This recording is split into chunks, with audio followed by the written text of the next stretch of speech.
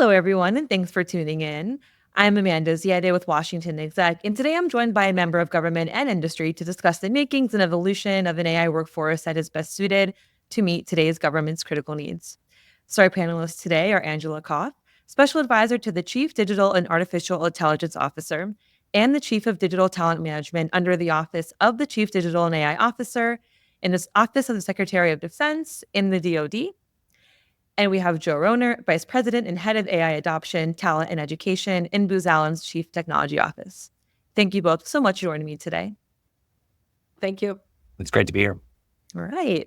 So I'd like to start by asking if you can both share with our viewers a bit about your roles. What are some of your priorities and focus areas in your respective organizations? Angela, we'll start with you. Sure. So as you mentioned, we have a digital talent management division within the Chief Digital and Artificial Intelligence Office. Our role is to basically go after expanding and accelerating the adoption of the department's utilization and also the organic talent that exists within the department with respect to digital services, specifically for us across data, artificial intelligence, and analytics. So the Chief Digital and Artificial Intelligence Office has the job of accelerating the department's journey forward in sort of bringing together the disparate data sets that we have, making sure that we can create robust systems, tools, and environments for that, but then also that we can start to really push the workforce that we have organic to the department in partnership with industry to actually meet the challenges that the department has moving forward. All right, wonderful. And Joe? Yeah, so again, I sit in our Chief Technology Office, part of our larger AI team. And we're really proud to be the number one provider of AI services to the federal government. And with that, we purposely stood up my role to really think about our AI talent. And when for today's purpose and workforce, my role really looks at how are we recruiting AI talent, how are we retaining those talent, how are we creating affiliation, as well as how are we upscaling our entire workforce. Right, awesome. So let's start by also defining an AI workforce in terms of the types of roles involved and how diversity should play a role. Joe, would you like to start? Yeah, so I'm a quant, so I'll start with like an objective definition. So like when we talk about what is the AI workforce, that includes for us AI data engineers and data engineers that are thinking about AI, data for AI versus normal analytics. We're talking about data scientists. We're talking about AI ML engineers, those are who are building models, AI solution architects, AI software engineers or DevSecOps engineers. And then we're also talking about AI program managers or AI consultants, because there's this huge transformation side of AI, and it's not just about all the technical skills, it's also about the professional skills. But I think the one thing I would say, if I'm thinking like really big picture here, is that everyone is in the AI workforce at this point, not just the formal definition that I gave you, but AI is becoming ubiquitous. It will be ubiquitous. It will enable all of our jobs at some point. So AI workforce really is everyone. It's not just those job families that I shared with you at that level. All right. Angela? I think so. I'm gonna expand off of what Joe said, which I absolutely agree with. Right? There's a broader sort of like philosophical. We all will be part of this workforce, because I usually use the analogy of this is sort of like the advent of when we went from word processors to using PCs. Right? There's a lot of people going through the same fear cycles. Am I going to lose my job? Am I going to be able to do my work? How is this going to impact me moving forward? And as we saw with the age of the computer and the age of the internet, some people adapt and thrive, and then others don't. I agree that there are specific roles that we've got to really force. And within the department, we're really looking at sort of like this hierarchy of needs level of adopting the workforce priorities. AI doesn't exist unless it has a robust foundation of data to be able to feed it from a model perspective, or just from, if you think about Copilot or generative AI, they're all operating off of massive amounts of data that they're processing and looking at. So we have sort of like this data workforce that we've identified some key roles to play within the department. We've also looked at AI roles that we need to make sure that we have a place for in the department, but we're also looking at all of the enabler roles. And that kind of feeds off of what Joe just said too, which is there are support roles that are going to be related to what the data and AI direct workforce does. And when we look at the entire ecosystem of talent that has to exist, it really is the digital ecosystem of talent. We've got a role that cyber plays. We have a role that information systems folks play. We've got software development. We have data, and we have artificial intelligence, because you can't visualize what you're inferring from a data set without a front-end developer and a full-stack person to make it possible to access. But you also can't really have robust solutions deployed anywhere without a data backbone to back them up. So there's a lot of interdependencies that we have to make sure that we're acknowledging. And industry had done a really good job of doing this, right? I mean, Google Analytics is built off of looking at people's behavior, and that's been around for a long time.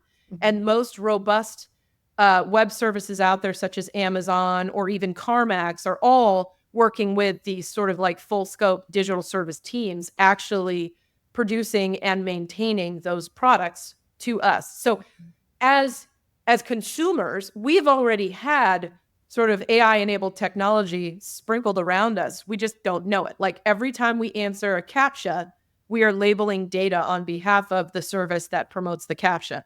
So we have, I think, a role to play from a DoD perspective in making sure that we are properly organically, meaning inside the DoD, supporting key roles that do the work, but also acknowledging key roles that enable the work. And so that's how we're looking at it, and also that whole of workforce impact that it's going to have moving forward.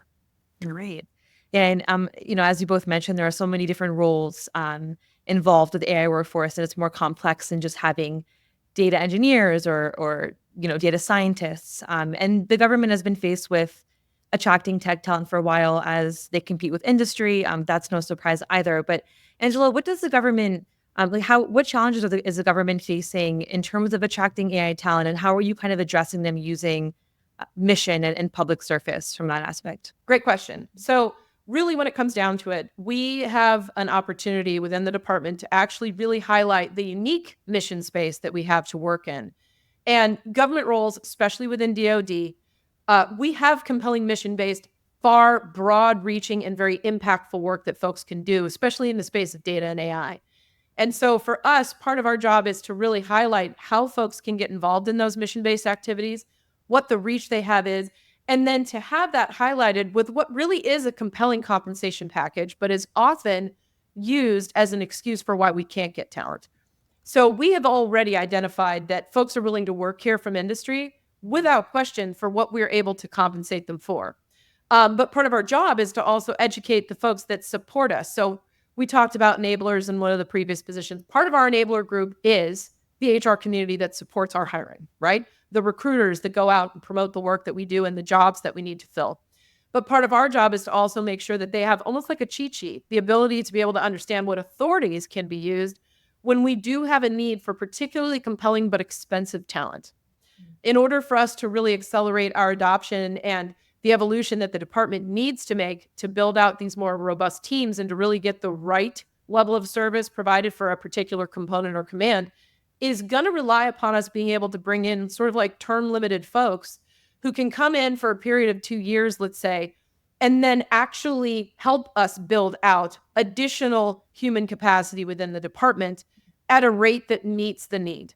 So what do we have to do to be able to do that? We have to be able to leverage a lot of the authorities. I think the last accounting we did had 82 hiring authorities that we currently have the ability to use across the federal space.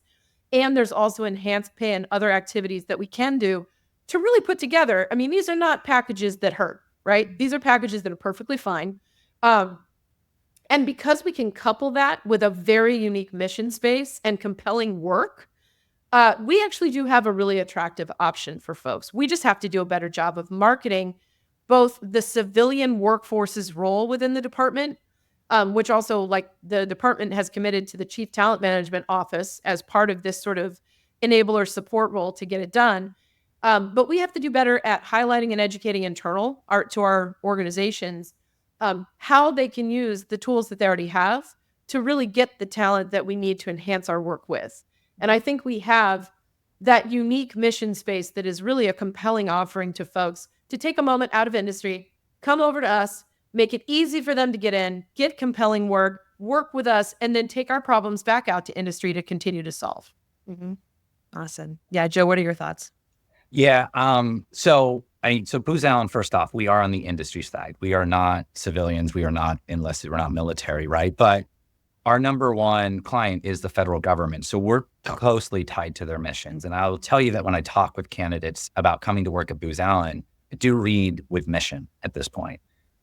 I can say it like tongue in cheek, like we're not going to go work for a big box retailer and calculate where the strawberry Pop-Tarts go in Florida, because that's the number one selling retail thing right before a hurricane. Or where should we put the ad and what's the clickbait? Like those are great jobs, but, and people do them and they're wonderful. But when you get to go and say, I'm going to optimize a computer vision algorithm that's going to go help solve this mission, or I'm going to think through a strategy that's going to transform this government agency, like those are real things. Those are patriotic. They give you feels to a lot of our candidates. So I think leading with mission is a key thing we think about at Booz Allen, and I think the government does the same thing.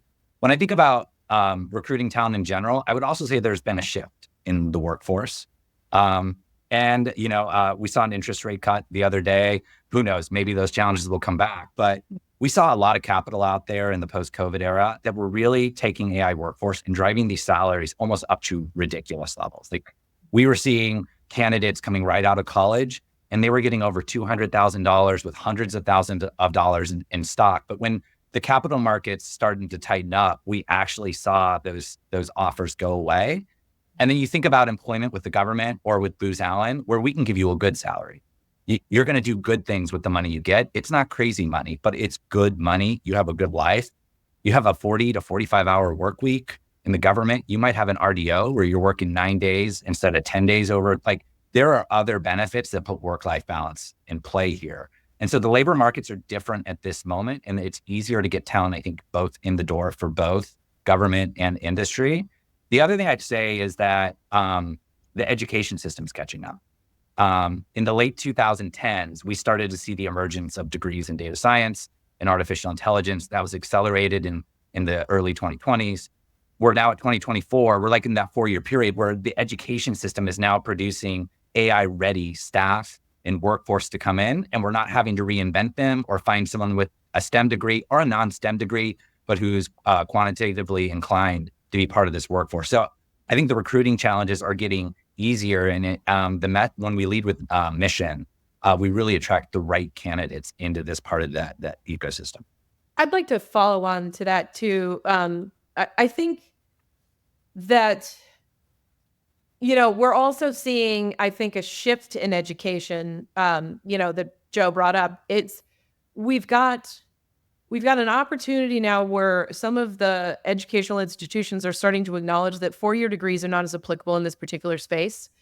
And that also being able to prioritize concentrations to be able to affect and impact particular areas of data management, data products, but also the application of AI-enabled technologies. That also reduces the time to market for some of these folks, right?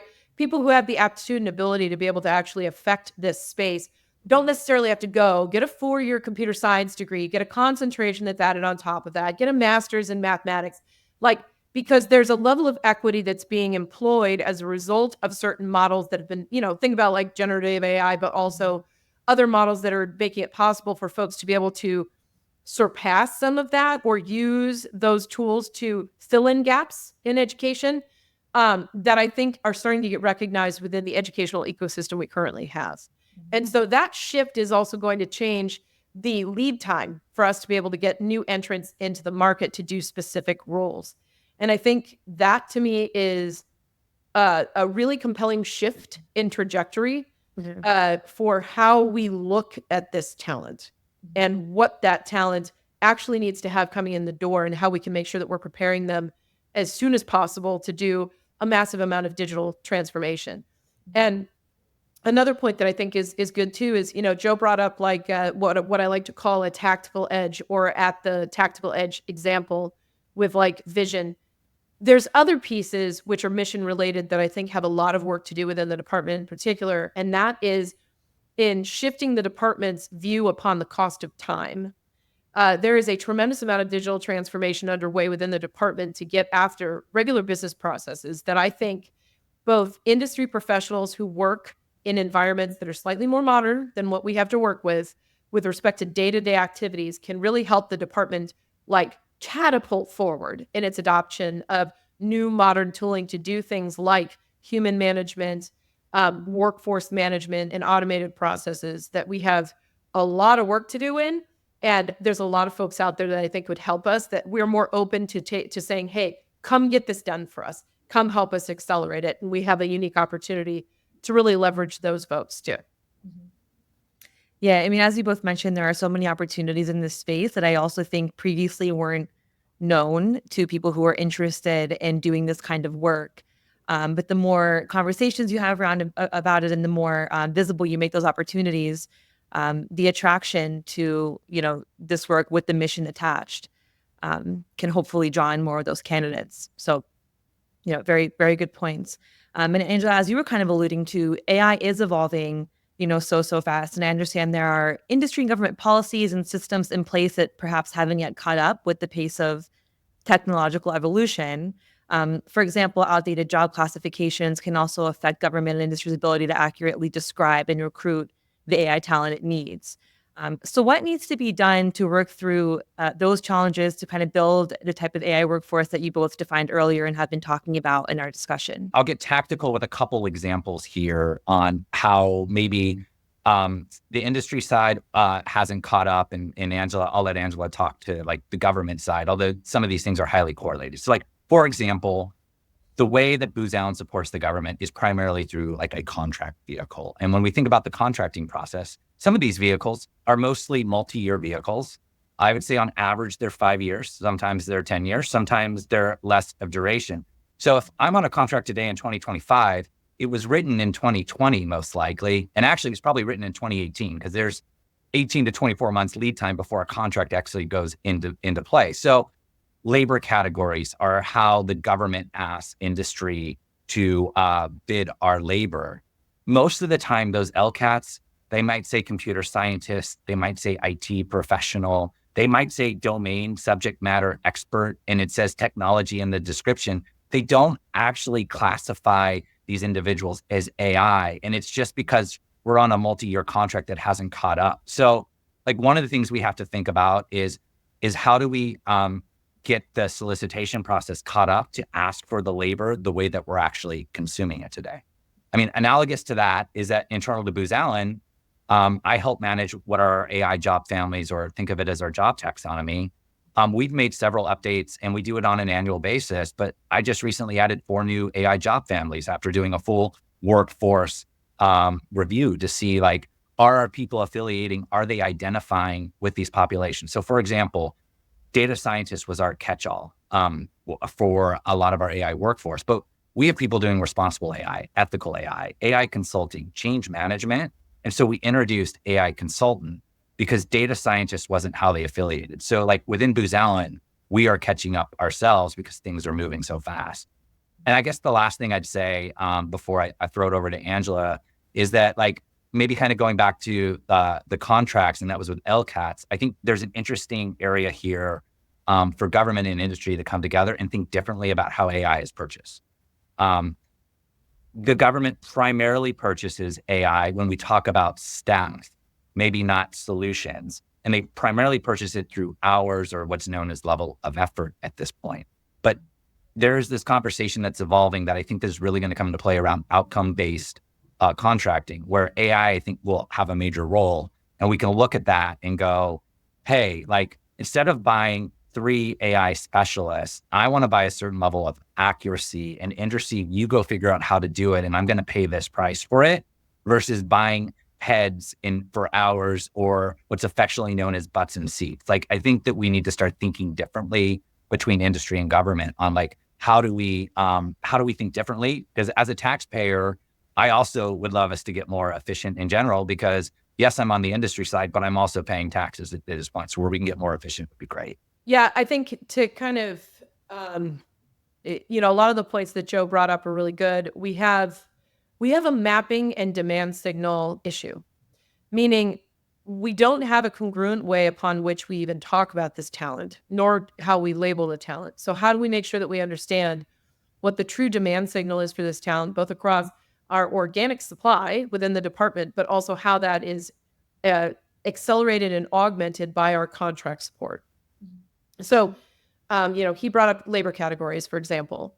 That was a particular area of hurt that was brought up to me by another vendor, a small business vendor earlier this year, because it also in particular impacts their ability to pay the appropriate compensation to get the right talent to be able to affect those types of contracts and work, because the labor categories aren't necessarily priced with a range that allows for that work to occur or the type of specialists that are required. So I think there's some net increase in awareness and then translation to how our acquisitions ecosystem works, both in the way that we look at this talent, what they're actually bringing to us, not necessarily lines of effort, but also the outcome-driven work that Joe mentioned.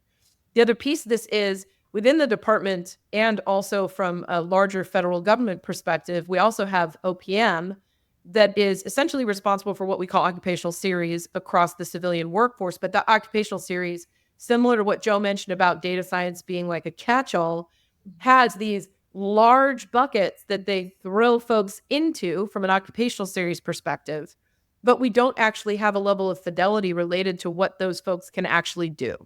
So when we look at a particular series, what we're doing now is using a process of role coding to be able to gain further fidelity into, okay, let's say we brought somebody into a 1550 or a 1560 occupational series on the civilian side, but what does that actually mean they have the knowledge, skills, and abilities to actually do? Because they might be a data scientist, they might be a data engineer, they may also be a very skilled analyst. How do we make sure that we can differentiate to a certain extent and actually understand from the department's perspective how many of each of those we have, so that when we're looking at digital service capacity, we actually know and can prioritize our own department investments. I love the taxpayer reference because I'd love to know that there are data points behind why we're prioritizing education and upskilling in particular fields. Because if we're starting to project that the supply being provided by the United States in particular fields is either overcompensating for areas that we're already saturated in or undercompensating for areas that we know we need additional help in, I want to be able to go back and say, our supply is X. You guys are providing this supply. They don't match. Or be able to say, hey, we need more of these types of professionals based on how we've modeled out our utilization of this talent and what we currently have available from our industry partners who are currently supplying us this talent as well. Right now, we don't have a cohesive way of doing that. There's no centralized system of record that I can go to and say, how many data scientists are Booz providing me right now? And it's not a knock on Booz. It's because we just don't mark them that way, right? So how can we create those sort of cohesive ways, those cohesive ways of the taxonomy that we can lean upon to say, we're all kind of working with the same, you looked at them, Joe mentioned job families. How do we make sure that those job families are at least resonated and mapped to the role-based process that we're doing so that we have some way of easily recognizing and then reconciling what we have? Because we have another obligation. We are on the government side. I have an obligation to Congress to tell them who we have, what have we done? And it's very difficult for us to get those answers quickly when we don't have some level of common way of referring to this talent. So part of the work that we're doing right now is the role-based identification across the department writ large. And that is across, Cyber kind of launched this several years ago. We're using a similar methodology to get after data, AI, and software professionals. And then we've also fed that into OPM's work that they're doing currently to get after it at a federal level so that across federal government, we have the ability to start talking about these folks in a similar way. So that as we continue to evolve occupational series for the civilian workforce, but also with respect to our active military, we do have a consistent application of tagging. And it may sound fundamental and foundational, but the DoD is the largest organization in the world. And I didn't appreciate it before I came here. And I don't know how much of the American public appreciates just how much it takes to do what we do every day.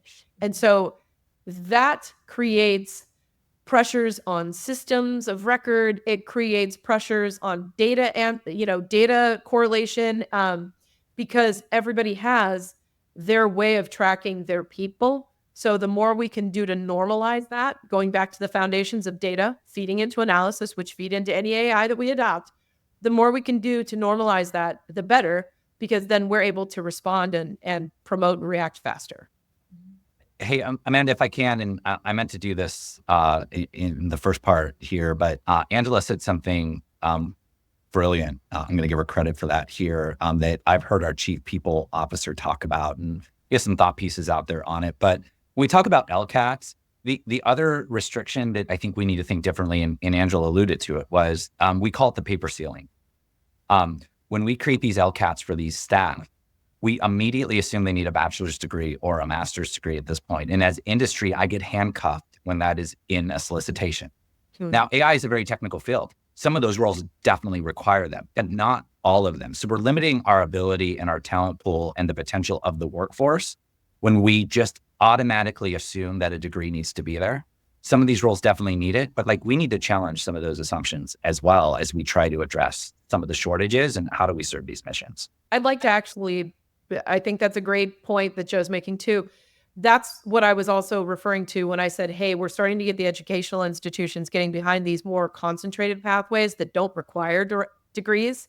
So it's a similar issue with the LCATs that is related to occupational series. For ease of sorting and selection and classification, we've put these somewhat antiquated educational requirements on the occupational series too, which hamper our ability to get the right talent.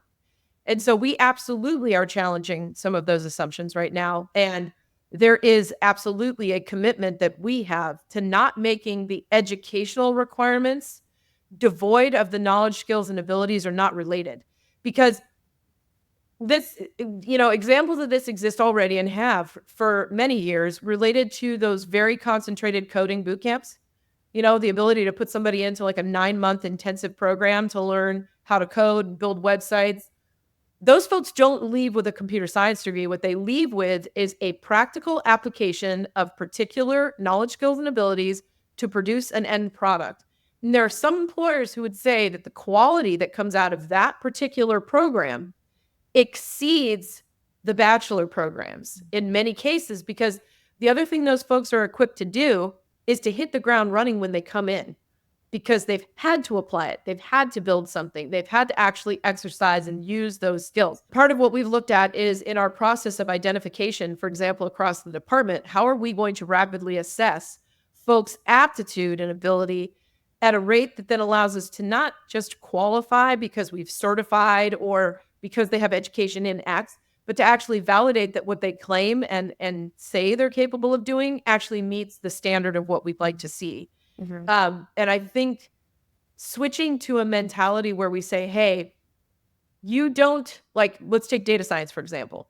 If the role that you're being asked to fill requires that you understand what we'll call the maths that exist behind the scenes and how to use those mathematical principles, and then the coding environments like Python to attack them, we should be actually exercising and challenging them to show us that they have the ability to do that. And that to me is where I think the traditional methodology that's been adopted by the federal government in particular to use degrees in place of assessments is something that we're going to be especially challenging. And it's also a unique opportunity where AI-enabled technologies can really help us out considerably. And kind of full circle, those AI-enabled technologies need to be manned and made and maintained by AI specialists. So there's so many components to what you both are talking about in terms of kind of building the AI workforce that you define as most impactful. There's education and academics and even societal cultural changes, business operations, marketing from a visibility aspect of what opportunities are out there for people interested in this field. So, and this doesn't obviously just fall on you two or your companies or agencies. You have other things that you're focusing on in your job roles. So looking ahead, I know this is a larger question than what we have time for today, but how can government and industry continue to kind of work together to attract the right talent, maintain the right AI talent ecosystem that serves the nation's needs while also adapting to the increased integration of AI in the workplace, with which you just alluded to, Angela? Where do you start, I guess, moving forward? How do you start tackling this collaborative effort? I mean, I think from our perspective, the way we're prioritizing internal to the DoD right now is by identifying the organic talent that we currently have. And that is what we're using our coding process to do currently, is to start, we like to split it into buckets of faces, meaning the personnel, and spaces, which is the manpower, because weird to DoD is that we have these things called billets. Those billets were funded for a particular mission or purpose. Human beings sit in the billets. It's kind of a weird way of separating it, and it's not typically done within industry that way, or we don't think of it that way because, industry has an org chart, and that org chart is filled by human beings, and those human beings do work. It's similar here. It's just that we have to look at two different systems of record to be able to identify it. So the first thing we're doing right now is we're attacking the faces, and we're saying, hey, we know that there are people who have already gotten educated in this space. We're using them in several different capacities. So how do we consistently identify them so that we start to build that database of understanding of what our organic capacity is today?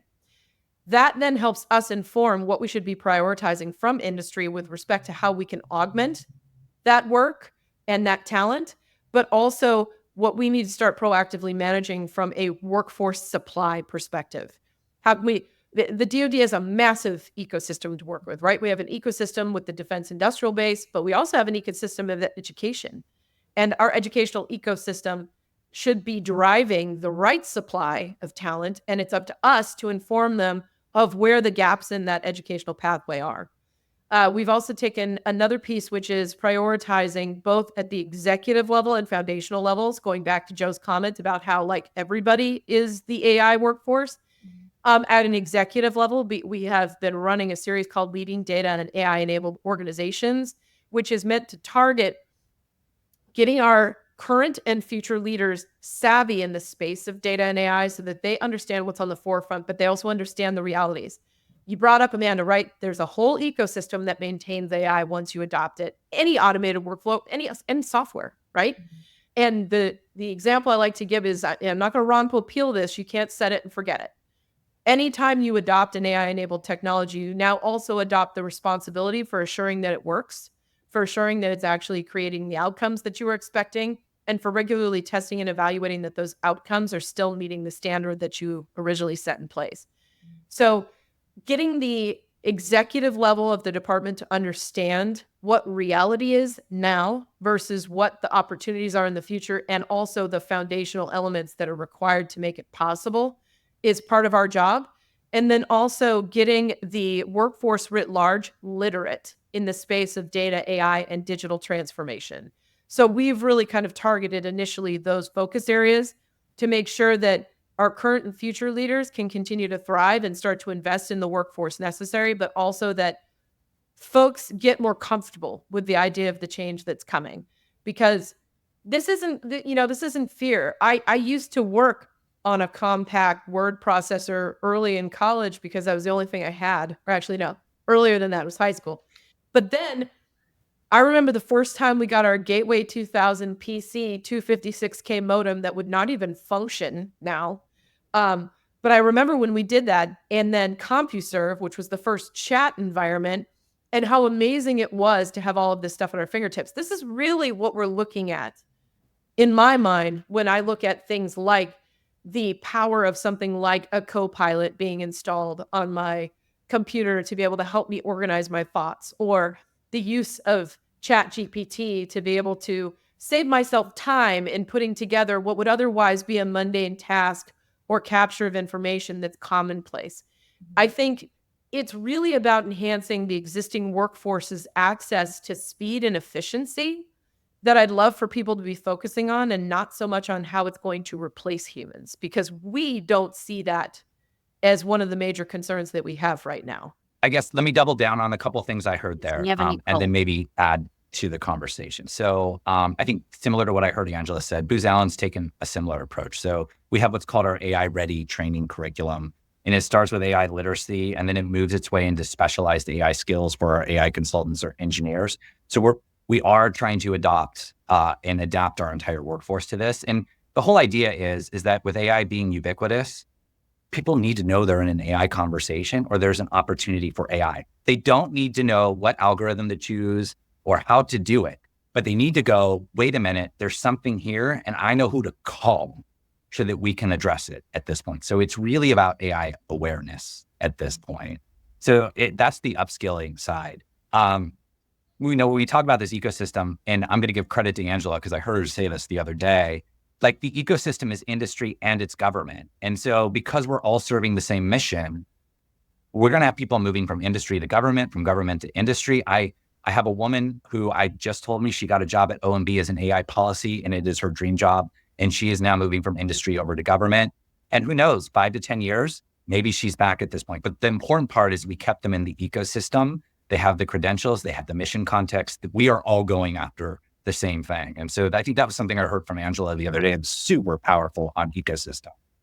When I think about supply, queuing off a word that Angela said about a minute ago, we're thinking at Booz Allen, how do we think about the supply and get away from upskilling or reskilling to just having the right skills in the workforce? So there's a couple things we're doing either via our foundation or through our corporate entity. And so we're looking like an early workforce right now. And we've partnered with an organization called AI EDU that actually educates K through 12 teachers to bring AI into their curriculum so that the next generation actually just knows AI. You don't have to upskill or reskill. Or in November, we're doing with the Mark Cuban Foundation, we are doing Python or coding boot camps for high school seniors and juniors who are choosing their degree at this point, so that maybe they choose an AI career at this point. And then back, diversity is key to this, whether it's our positions or the perspectives we bring.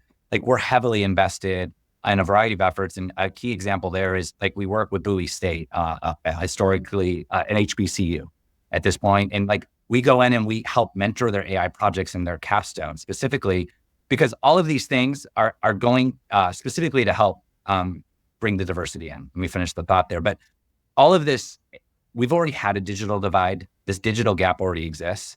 AI is accelerating. And if we don't purposely look at the digital divide and do it, it's going to get worse. And so we have to proactively be thinking different about the ecosystem, correcting the future ecosystem than the existing ecosystem at this moment, and kind of going back and forth. Yeah, I'd like to branch off of that too, because we have made very deliberate efforts similarly through our digital futures activities within CDAO to get after accessing diversity through creating those key partnerships with HBCUs and minority institutions. And also, at least in this somewhat unique to the government side of things, also bridging the gap on what it means to actually be what we're calling a classified ready employee, because we also have a security issue that we have to make sure that we can attack up front. And that can be very daunting to folks when they're coming on board because they don't know how to engage it. So several of the activities that we've also been fostering as well are in partnership with certain vendors to help us get after both the outreach and the diversity clear back to age 13, like middle school, because as Joe mentioned, there are all sorts of ways that we can spark interest and desire to go into a mission-based role. But there's also just fundamental awareness. And then it's accessing those folks that are not currently represented typically within the digital ecosystem of talent and expanding that outreach beyond sort of like what the key schools would typically be considered. So I think we have a unique opportunity to level set the playing field a bit.